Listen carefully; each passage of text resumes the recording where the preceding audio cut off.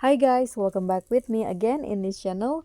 On today's tutorial, I'm going to show you how to change the video format using the newest CapCut Auto Reframe. So here I have this video with 16 by 9 format and I want to change it into a TikTok format video. So what you need to do is just click on the video, swipe through the menu at the bottom, then here click on the auto reframe feature.